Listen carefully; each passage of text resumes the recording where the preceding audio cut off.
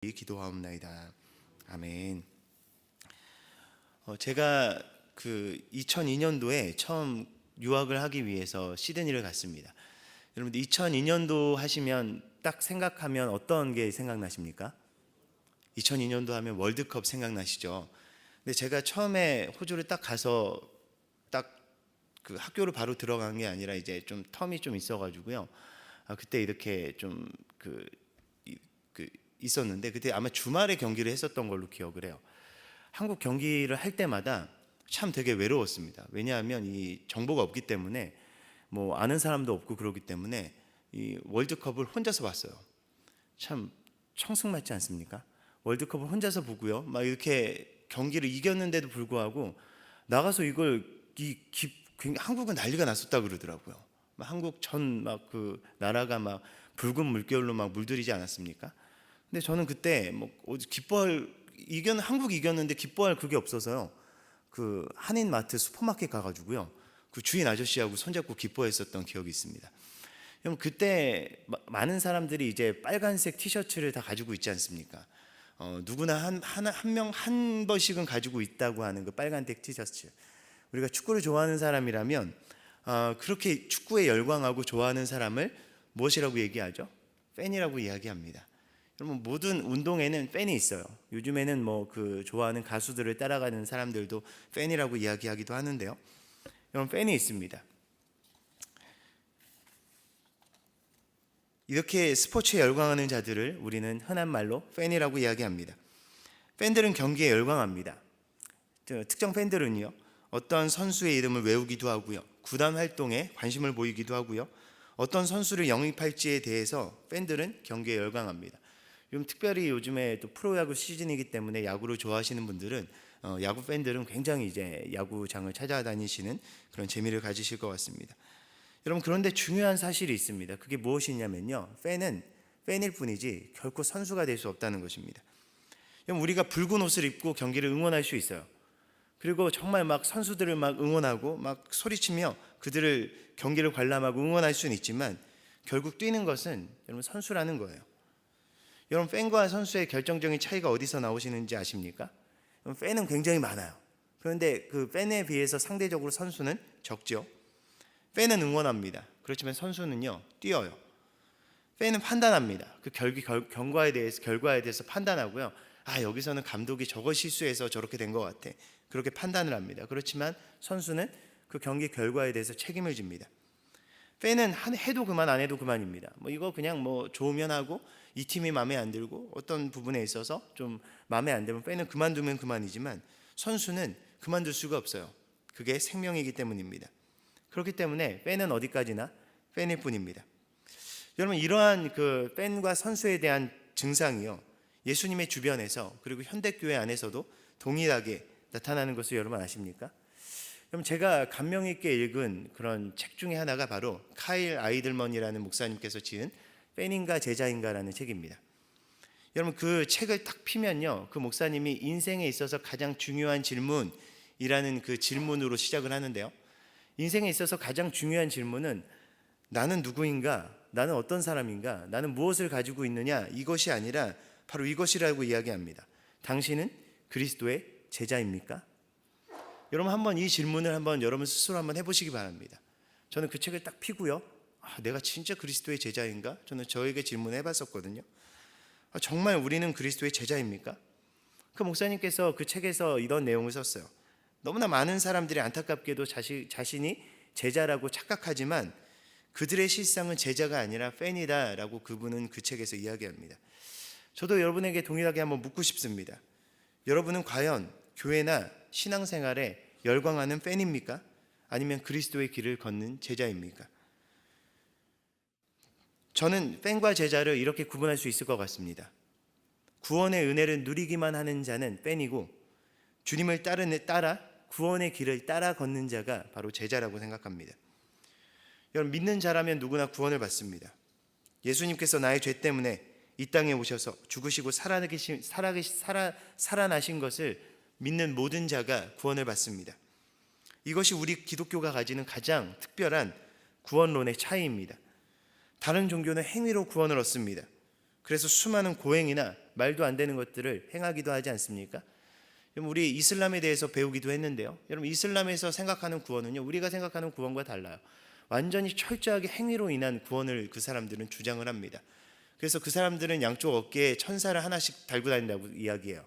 그래서 왼쪽 편에 있는 천사는요, 그 사람들이 잘못한 것을 그 저울에다가 달아놓고요, 오른쪽 편에 있는 천사는 그 사람이 행했었던 착한 일들을 어깨에다가 딱 달아놓는다 그래요. 그래서 마지막 날 죽는 그 순간 내 어깨에 있는 그 짐들을 다 저울에다 올려본대요. 그래서 많이 기우는 쪽으로 내가 심판을 받는다라는 거예요. 철저하게 행위로 구원을 얻는다라고 생각합니다. 그렇기 때문에 극단적인 이슬람 사람들이 폭탄 테러라든지 이런 것들을 자행하는 이유는 한 가지예요. 왜냐하면 그들이 알라를 위해서 죽으면 그 어떠한 그런 이 무게라든지 이런 것에서 자유롭고 바로 천국에 갈 수 있다고 믿기 때문입니다.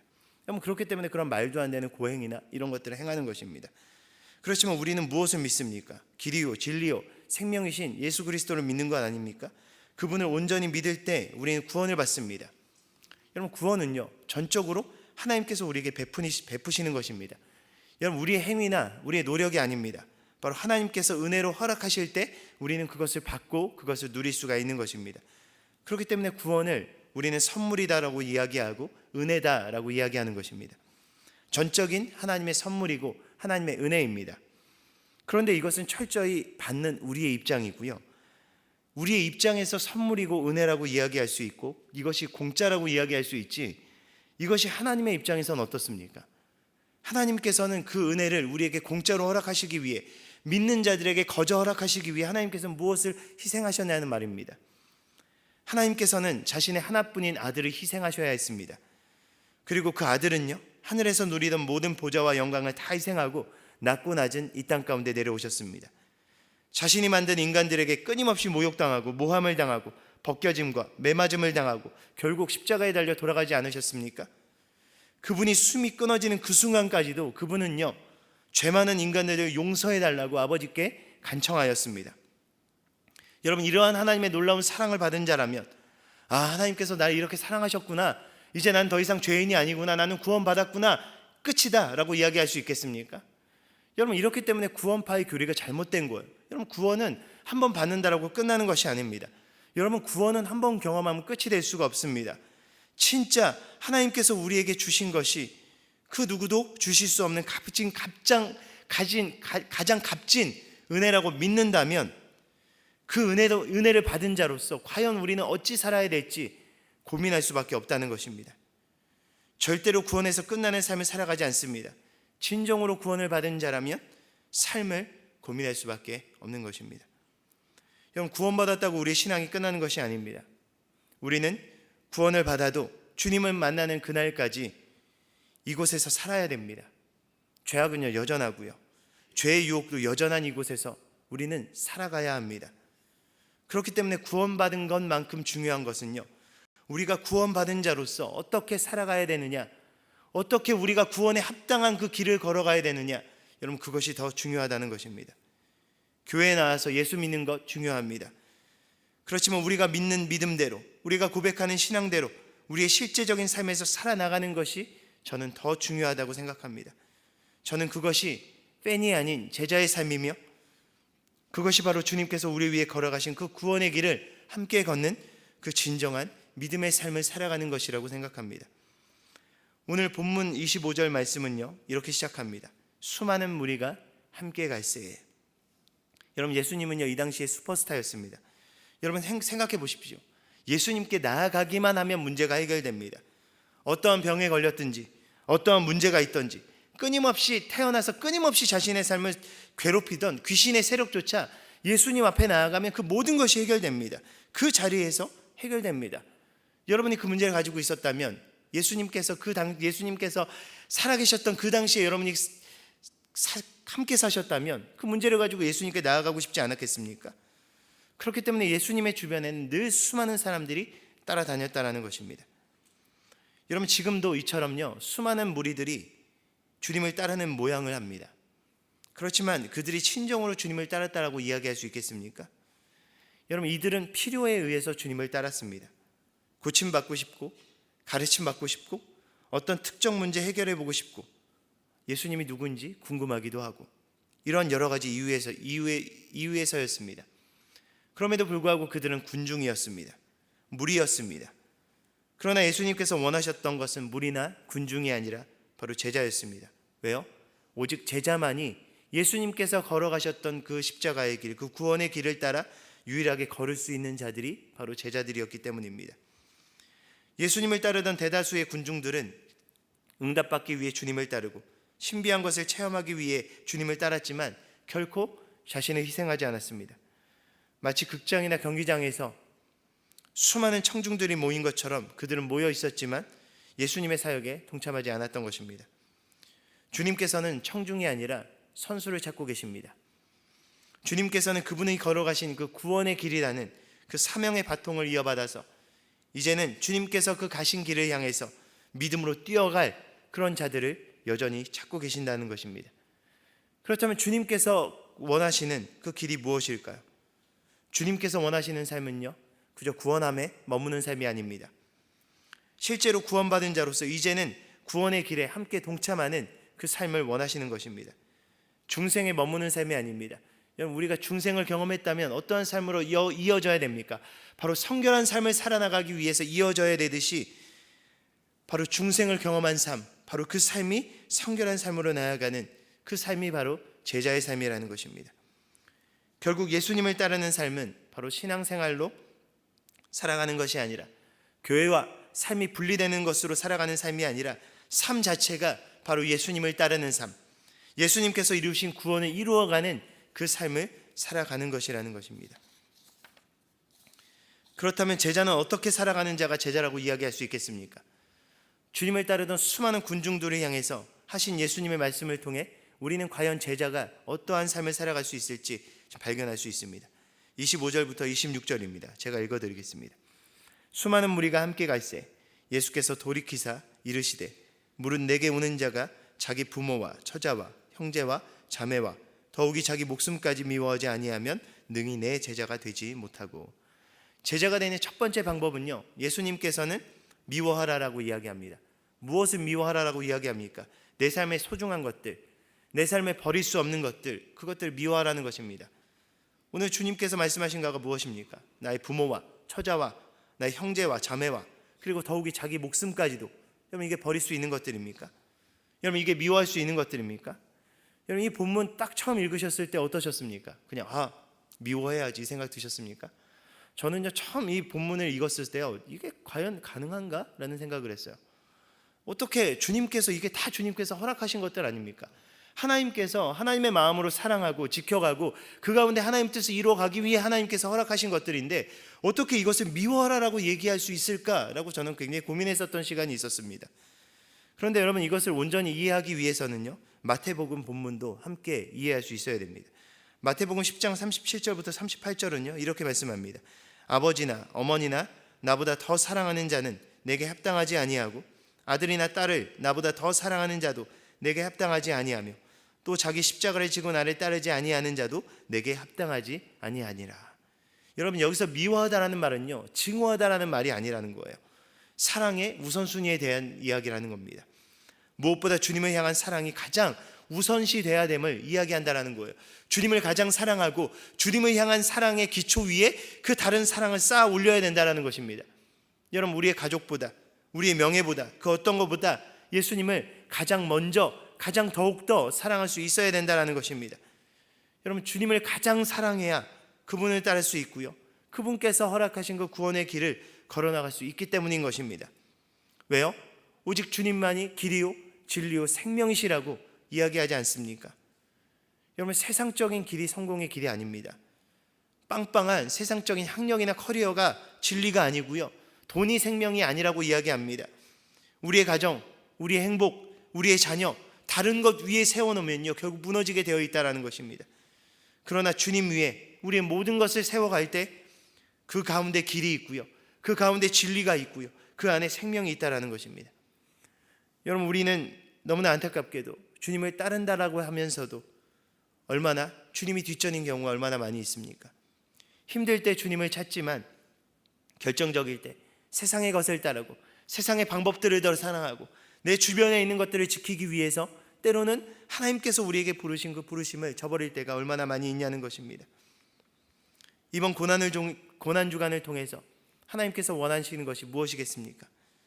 하나님께서 근본적으로 우리의 삶을 통해 바라시는 것이 무엇이겠습니까?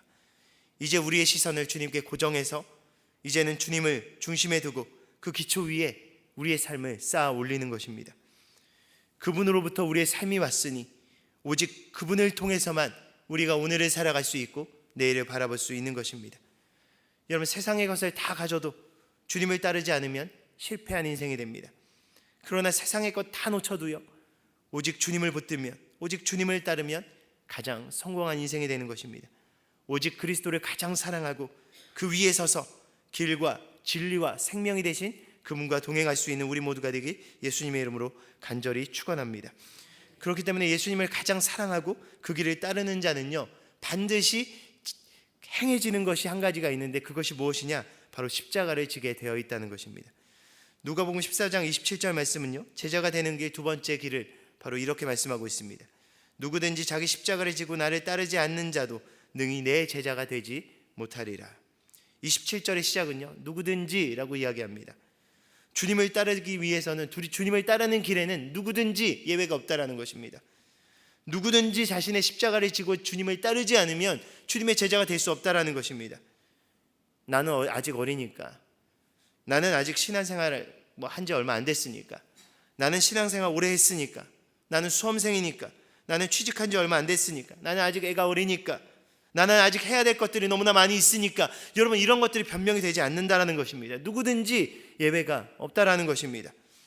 요한복음 3장 16절은요, 하나님께서 이 세상을 이처럼 사랑하사 그 아들 독생자를 우리를 위해 아낌없이 내어주셨다라고 이야기합니다. 여러분, 우리는 이것을 받는 데서 그치는 삶이 아니라 이 사랑을 받은 자라면 누구든지 이제는 그 십자가를 지고 우리도 주님을 따르는 삶을 살아가야 된다는 것입니다. 그 갚을 수 없는 은혜, 그 감당할 수 없는 그 사랑을 받은 자라면 이제는 누구든지 주님을 따르는 삶을 살아가야 된다는 것입니다. 그런데 우리는 너무나 받는 데만 익숙하지 않습니까? 받기만을 원하지 않습니까? 이제는 그 값없는 사랑을 받았다면 이제는 제자가 되어야 된다는 것입니다. 그러기 위해선 십자가를 져야 된다는 것입니다. 그렇다면 여러분, 십자가를 진다는 것은 무엇일까요? 마태복음 16장 24절을 이렇게 이야기합니다. 이 예수께서 제자들에게 이르시되 누구든지 나를 따라오려거든 자기를 부인하고 자기 십자가를 지고 나를 따를 것이니라. 자기 십자가를 지고 주님을 따르기 위해서는 선행되어야 되는 것이 있는데 그게 무엇이냐? 자기를 부인하는 것이라는 겁니다. 자신을 부인하지 않고는 십자가의 길을 걸을 수 없다는 것입니다. 무슨 의미입니까? 십자가는 내 것을 지고는 결코 걸을 수 없다라는 거예요. 여러분, 십자가, 우리 그 패션 오브 크라이스트나 여러 가지 사파를 통해서 보셨죠? 십자가는 어떻게 질 수 있습니까? 십자가를 질 때 두 손에 뭘 들고 십자가 질 수 있습니까? 십자가가요, 자기보다 더 커요. 그 큰 십자가를 지기 위해서는 아무것도 들 수 없습니다. 그저 그 십자가만 붙들고 있어야 된다는 것입니다. 나의 것을 들고 여러분 어떻게 십자가를 따릅니까? 나 한 손에 나의 성공, 나의 야망, 나의 욕심을 들고 다른 손에 십자가를 질 수 없다라는 것입니다. 내 손에 쥐인 것을 들고 십자가를 질 수 없다라는 것입니다. 나를 버리고 부인하는 길이 바로 십자가를 질 수 있는 길이라고 이야기하는 것입니다. 예수님께서도 십자가를 지시기 위해 하늘의 보좌를 다 버리고 하늘의 영광을 다 버리고 이 땅 가운데 오지 않으셨습니까? 주님을 따르기 위해선 나를 버리고 주님의 부르심을 짊어져야 된다는 것입니다. 여러분, 보통 스승은 제자에게 최고의 것을 물려주잖아요. 자신이 이룬 명예와 업적과 노력을 제자에게 물려줍니다. 그리고 이 제자의 성공이 바로 스승의 영광이지 않습니까? 그런데 참 놀라운 것은요, 예수님께서는 그의 제자들에게 십자가를 물려주셨다는 겁니다. 여러분, 우리는 사실 이 의미를 잘 알지 못합니다. 왜냐하면 우리는 십자가를요, 우리를 구원해 주신 그 구원의 증표로만 받아들였기 때문에 십자가를 아름답게 생각합니다. 십자가 목걸이도 하고 다니고 귀걸이도 하고 다니고, 우리 예쁘게 이 십자가도 이렇게 뒤에 만들어 놓지 않았습니까? 그렇지만 이 명령을 받았었던 제자들의 모습을 한번 생각해 보십시오. 여러분, 제자들에게 십자가는요, 처음부터 아름다운 것이 아니었습니다. 왜냐하면 그 당시 그 시대에서 짊어질 수 있었던 가장 최악의 형벌이 바로 십자가였습니다. 그들의 눈으로 십자가의 처참함을 항상 목격했었던 사람들이 제자였습니다. 그들의 일상에서 목격했었던 그 십자가를 지라라고 예수님께서 명령하셨을 때 그것이 어떠한 의미인지 그들은 누구보다도 가장 현실적으로 깨달았었다라는 것입니다. 가장 불명예스럽게 죽는 길이 십자가였고요, 아주 고통스럽고 수치스럽게 천천히 죽어야 되는 것이 여러분 바로 십자가임을 그들은 누구보다 절실히 알고 있었던 자들이었습니다. 여러분, 다들 명예와 영광을 물려주는데 왜 우리의 스승 되신 예수님께서는, 우리의 선한 목자 되신 예수님께서는 우리를 죽으라고 명령하실까요? 누구보다 그 고통스러운 십자가를 지라라고 이야기하실까요? 왜냐하면 그 길 가운데 생명이 있고 그 길 가운데 무엇과도 비교할 수 없는 영광의 길이 있기 때문입니다. 여러분, 주님의 제자들도 마찬가지였습니다. 그들이 주님을 따랐었던 이유는요, 그들의 욕심과 그들의 야망을 이루기 위함이었습니다. 그들이 주님을 따르는 모양이 있었지만 그들은 주님의 제자가 아니었습니다. 그들이 제자가 아니었을 때도 그들은 주님을 따르는 모양이 있었지만 주님이 걸어가신 그 구원의 길을 걸을 수 없었고, 그들이 그 길을 걷지 못하니 사람들을 그 길로 인도할 수도 없었던 것입니다. 그러나 그들이 변화되어 자신을 부인하고 십자가를 지기 시작했을 때 그들은 비로소 제자의 길을 걸어갈 수가 있었다는 것입니다. 여러분, 우리는 어떻습니까? 여러분, 우리는 왜 주님을 따르고 있습니까? 수많은 군중들처럼 응답 하나 얻고자, 삶의 문제를 해결하고자 주님께 매달리고 있지는 않습니까? 그렇지만 우리 주님께서는 우리에게 절대적인 희생을 요구하십니다. 그 길만이 주님을 따를 수 있는 길이기 때문입니다. 카일 아이들먼 목사님은 팬인가 제자인가에 대해 책에서요 이렇게 기록하고 있습니다. 팬은 단순한 열광을 진정한 헌신으로 착각한다. 예수님에 관한 지식을 깊은 친밀감으로 오해한다. 행동하지 않고 말로만 때우려 한다. 당신은 팬이 아니고 제자라고 확신하는가? 팬의 가장 흔한 증상 중에 하나는 자신이 제자라고 절대적으로 확신한다는 것이다. 여러분, 자신의 우선순위가 조정되지 않고 자신의 십자가를 지지 않는 채 먼 발치에서 주님을 바라보기만 하고 따르는 모양만 가진 자들이 팬들이라고 이야기하는 것입니다. 그런데 더 무서운 팬들의 특징이 있는데요, 바로 이들은 자신이 진짜 제자라고 착각하고 있다는 것입니다. 여러분, 팬인가 제자인가 이 결정선이 어디서 나타나는지 아십니까? 바로 그 사람이 자신에게 주어진 십자가를 지느냐, 진짜 자신을 부인하느냐, 정말 예수 안에서 죽고 있느냐, 여러분 그것을 바라보면 결정이 된다는 것입니다. 여러분, 주님을 따르는 것은요, 주님의 고난에 동참하는 것입니다. 주님의 마음을 품는 것입니다. 주님께서 우리에게 맡겨주신 그 부르심을 짊어매는 것입니다. 여러분, 이 십자가는 아무나 질 수 있는 것이 아니라 바로 주님께서 우리에게 주신 그 구원의 은혜를 무엇보다 비교할 수 없는 값진 은혜로 여기는 자만이 그 십자가를 짊어지는 그 삶을 살아나갈 수 있는 것입니다. 여러분, 이 예수님 앞에 은혜를 받았었던 자가 한둘입니까? 그러나 주님께서 십자가를 지실 때 그 누구도 그 십자가의 자리에 동참하지 못했습니다. 고침받았던 자들, 응답이 해결되었었던 자들, 3년 동안 동거동락했었던 제자라고 불리던 그 자들조차도 예수님께서 십자가 고난에 당하실 때 함께 동참하지 못했습니다. 여러분, 우리도 마찬가지입니다. 우리가 이 자리에 나와서 은혜 받고 예배하면서 은혜 받고 그 은혜에 젖어들 수는 있지만, 여러분, 우리 삶 가운데서 정말 우리를 위해서 돌아가신 그 예수 그리스도 우리 삶 가운데 받아들이고 정말 우리의 삶에서 우리를 부인하고 이제는 예수 안에 죽고 예수를 살아가는 삶을 살아가지 않는다면, 우리에게 주신 그 십자가를 지지 않는다면 결국 우리도 팬일 뿐이라는 것입니다. 여러분, 우리가 감당해야 될 십자가가 무엇입니까? 우리 삶 가운데서 우리가 부인해야 될 우리의 모습이 무엇입니까? 여러분, 그게 무엇이든 우리는 그것을 다 내려놓고 주님을 따라야 합니다. 그래야 그 길 가운데 영광과 상급이 있다는 것입니다. 디트리 보네퍼라는 분은 나를 따르라라는 책에서 교회의 가장 치명적인 적은 다른 것이 아니라 값싼 은혜라고 이야기합니다. 값싼 은혜는요, 싸구려 은혜, 헐값의 용서, 헐값의 위로, 헐값의 성만찬이다. 싸구려 은혜는 그리스도를 본받음이 없는 은혜, 십자가 없는 은혜, 살아계신 예수 그리스도, 곧 사람이 되신 예수 그리스도를 무시하는 은혜에 불과하다라고 말했습니다. 여러분, 하나님께서 우리에게 주신 은혜는요, 절대 싸구려 은혜, 값싼 은혜가 아닙니다. 그분은 오직 우리 하나만을 바라보면서 우리만을 사랑하시고 구원하시기 위해 누구도 가려하지 않았었던 창조주로서 결코 하지 않아도 되는 그 구원의 길을 걸으셨습니다. 그리고 이제 그 사랑과 은혜를 받은 자라면 누구든지 자신의 십자가를 지고 자신을 부인하며 그 길을 따라 걸으라고 명령하고 계십니다. 그 은혜를 경험한 자라면 시대를 막론하고 어떤 환경에 있든지 주님을 따르는 제자로서 살아갔습니다. 수많은 군중들이 있었지만 그 가운데서 제자를 찾으신 주님께서 오늘도 여전히 죽기까지 그 사명을 감당할 제자를 찾고 계십니다. 여러분, 다시 한 번 더 묻습니다. 여러분, 우리는 군중입니까? 제자입니까? 이제는 우리가 우리의 삶을 결단해야 되지 않겠습니까?